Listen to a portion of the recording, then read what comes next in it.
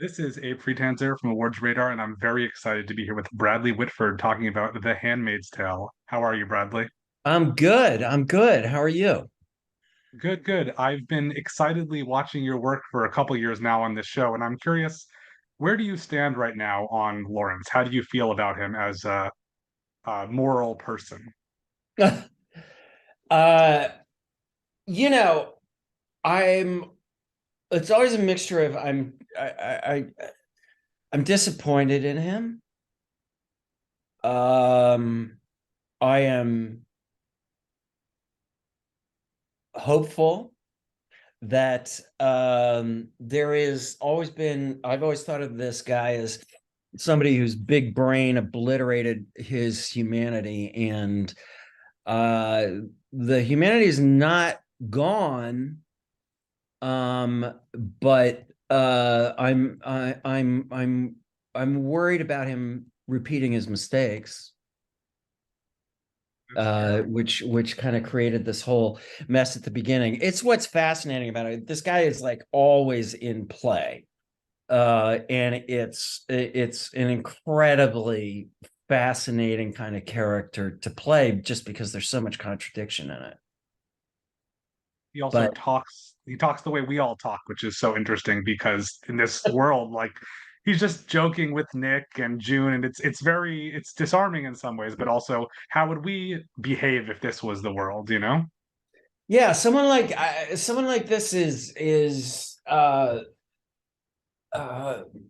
can always be a lifesaver or a charlatan. It's very difficult. I think the I loved the arguments that, not because I agree with them, but because I think they're interesting arguments in the world we live in today of do we deal with uh, the threats to our freedom from within the system or outside of the system? And I think basically he is saying to June, of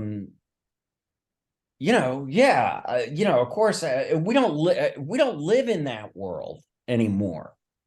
Um, uh, Being a guerrilla fighter in a world where, in the world of the show, which is where even the Canadians are falling to a kind of right wing, uh, religiously weaponized form of fascism. I think that uh, Lawrence is saying, the only way to change this is from the inside. And again, I'm not saying I agree with it. I think June's got a very good point that a character like this is part of it, but I do also think that Lawrence is saying that at that particular moment, it's the only way to sort of ameliorate the horrible damage that he's created. I do think he believes that he is fighting for some sort of redemption. Yeah, it's been interesting to watch him also with Nick and the way that he sort of mentors him, but doesn't. He's much less impulsive, and he sees the big picture and is going to wait a little bit longer, I think. Yeah, there's always the question with him is he just using him? Does he have an affection for him? I certainly have an affection for Max. um and but I think what's interesting about both of those characters, and what's interesting about the show, and part of the reason the show is so compelling for so long in what is really kind of a claustrophobic setting, is both of us, June has sort of blown on the spark of our decency at different points. And I think that's part of the connection that I have with Nick. And it's always very interesting to me. Why did I bring this girl into my house? it was not for the horrific reasons that most men bring a handmaid into the house. I didn't bring her in for that. There was something, we didn't see it in the show, but I must have heard this girl is notorious. I certainly was aware that there was a rebellious handmaid amongst us, and something made him want to bring her into his home and into his life. And even some of the cruel things that he was doing, making her get the book off the bookshelf in front of the other commanders and everything, I think was kind of a test. Or it's certainly the way I thought of it then. Like, does this young woman, is she just, I think from Lawrence's point of view, is she just a sentimental mother, as he might pejoratively think of, as a childless person and a person capable of playing ball with all these horrific commanders? Is she just a sentimental mom, or is she someone who I could go out on a limb with? Because I did go way, way, way out on a limb with her. The other interesting thing, I'm sorry, I'm not letting you talk, but Please. uh, but I think after losing Eleanor, there's an abandon to him that he discovered with June. I don't think he's particularly concerned about his own death, which gives him a lot of power and a lot of freedom. And his very unromantic marriage proposal, I think, will be an interesting development because while I don't think Naomi is quite as awful as some of the other women or certainly the men, By the way, she's not going to be what he wants. ever Carradine is so fantastic. Yeah. Yeah, but what were you saying, that she's not gonna be what? She's not going to be submissive or like she's going to have her own. She's not going to go along with the way he does stuff. She's not going to be the way that his previous live-ins have. Yes, yes, yes, yes. It's going to be different. I always, she is so funny. Ever the day we assassinated her husband out in the cold, which was terrible because I just adored Stephen. Anyway, you read the script and you have to kill this guy. Anyway, it's very cold outside in Canada, and Ever has to do this very difficult thing, which is discover this. It's a very difficult moment for an actor, and she's just like nails it. The horror, and is crying, and she ended up sort of bent over, weeping, and we blocked it so that Lawrence walked past her, and so she's bent over weeping, and as I passed, she whispered, "Call me." Very funny. Because we knew then that we were going to end up together. It was just very funny because she was totally nailing the sort of emotional requirements of the scene and making a spectacular joke at the same time, which is worth more than any award in all of show business. That's true.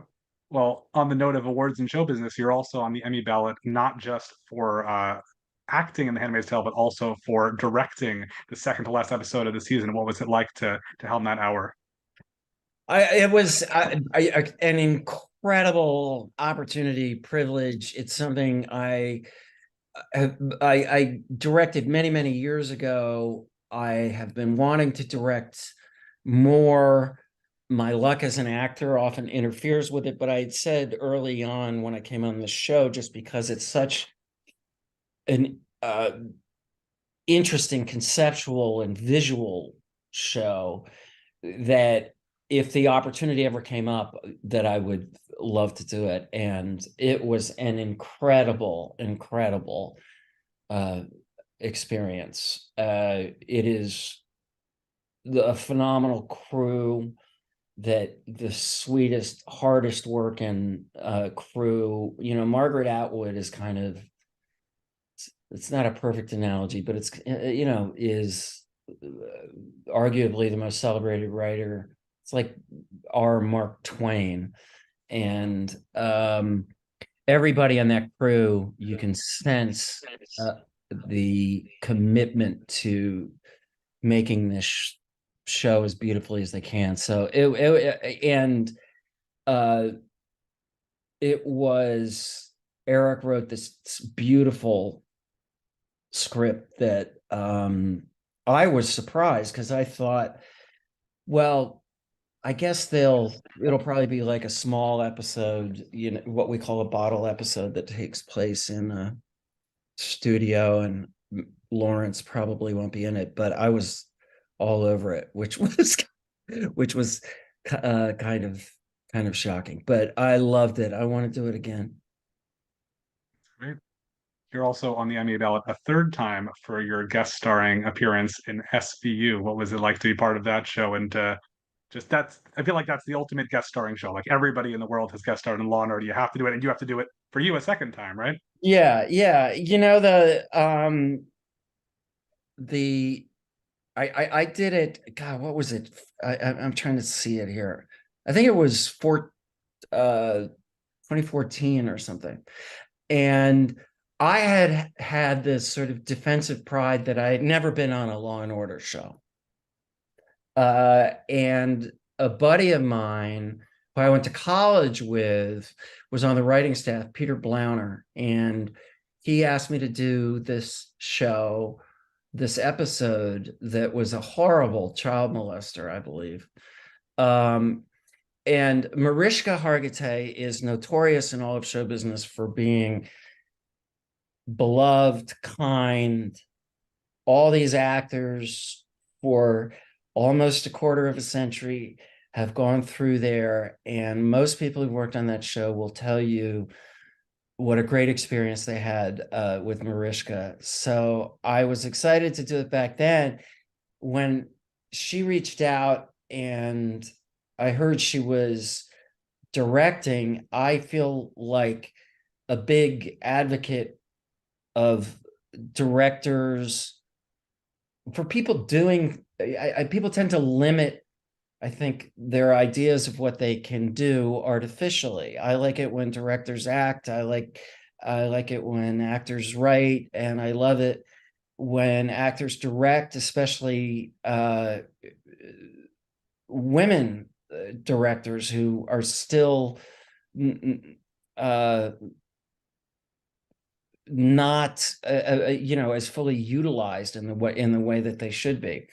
So I really want to support all actors when they're attempting to direct, and so when she asked for me, my instinct was to say yes, and then I read it and I could tell that she was trying to do something really interesting, and then I really wanted to be a part of it.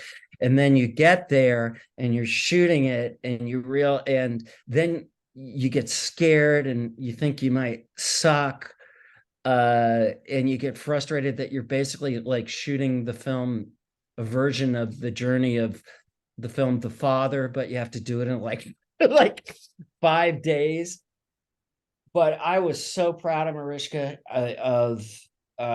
the teaser to that episode is just extraordinary. It's a movie, and she really pulled off a brave and necessary thing that is often scary to the hires up at a show like that. You don't want to go too off brand. And she was able to step into these moments of magical realism effortlessly, that were not distracting. I was really proud of her. She's hilariously funny, incredibly kind human being, and she did an incredible job on that. You're also part of one more Emmy eligible project this season, which I loved, and that's Rosalind, which is such a fantastic TV movie. It's classified now with Caitlin Dever. Uh, It's a TV movie? How do they decide this stuff? I think because it premiered on Hulu, you're not on the ballot yourself, but the Caitlin and the TV movie God, itself, I just think it's fantastic. Caitlin is such a talented. Oh my God, I was watching um the first year of Modern Family, an episode the other day, and she's like 8 years old in it. And I screamed at the television. She's an extraordinary actor. I mean, people know that now. Very smart people know it now, but she was the perfect center of that film. And if you can be the perfect comic, delightful center of a film like Rosalind, and you can do what she did in Dope Sick, you can do everything. She's just was an incredible joy. Really fun cast. I mean, you've done so much in your career. I think a lot of people associate you with the West Wing that has such a popular I fan see the base. box. I see the box. There it is. Yes, indeed. Do you feel like that's the kind of show that could be made today, or has TV just changed so much? Very interesting question. TV has changed a lot. Uh, there are certainly virtues to the way it has changed, and there are certainly bad things. We're able to tell radically different kinds of stories now. We're able to tell stories, in the form that the material is dictating, whether it's 6 episodes, 8 episodes of movie, or an ongoing show. I will forever, even though it was, and it goes without saying that it was harder for the crew than it was for us, but I will treasure. There was something about the relentless pace of that was always terrifying, because you're basically shooting. I used to always say The Sopranos was as good as any mob movie. Um, the West Wing was as good as any political movie. So you're making the equivalent, just in terms of material, of 11 feature films every 9 months for 7 years. And that's exhausting. It's very hard to keep the quality up. But there's something incredible about getting all of those at bats. And I don't, there's only a couple of places where that's happening now. It's a I see, every time I see a DVD set like that. When we started the show, I don't even think they knew they were going to do. I remember them sort of deciding that they were going to put out VHS versions of it, and it was a while before the DVDs happened. It was the kind of show that 1 hour shows didn't go into syndication. So when we were making that show, it was going to maybe show again in a rerun. But after the rerun, if you ever wanted to see it, you'd have to go to the Museum of Broadcasting. So it's very bizarre. I was just in DC doing some stuff for the Brady Coalition and visiting Gene Sperling, who was a technical advisor who currently works in the White House. And everybody in Washington, D.C. has like memorized the show. And we had no idea that was going to happen when it did. I It's both liberating not to have to appeal to, I think we used to get like 20 million people to show up for the West Wing. But there is definitely a loss in not having that sort of big communal decision. I was in the car the other day and I saw an ad for some show that looks great that I was totally unaware of, and I was saying to my wife how hard it is for a show to land now. So I'm grateful I had that experience, and I if you did it now, it would definitely not be that experience that we had back then. Well, before I let you go, I want to ask you about a role that I do not think you'd consider to be one of your best, certainly not one of your best I best facial hair. I can't But wait. as soon as I found out I'd be speaking with you, the quote that stuck in my mind was "Good cop, sick cop." Does this bring anything up for you?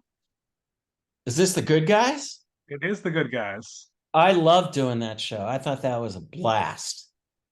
I loved it.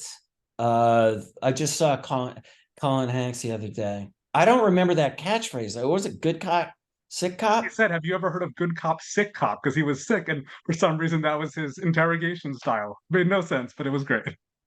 There were some of the funniest moments I've ever had in my life were laughing with Colin Hanks on that. And that guy was just such a benevolent idiot. I loved it. I loved it. He thought yeah, he just thought that any room he walked into that everyone was in love with him. It was really funny. Yeah, Well, I really enjoyed that. it's a lot of fun to get to revisit all these roles with you. Thank you for taking a few minutes to speak with me, Bradley. Thanks a lot. I really appreciate it. Thanks for caring.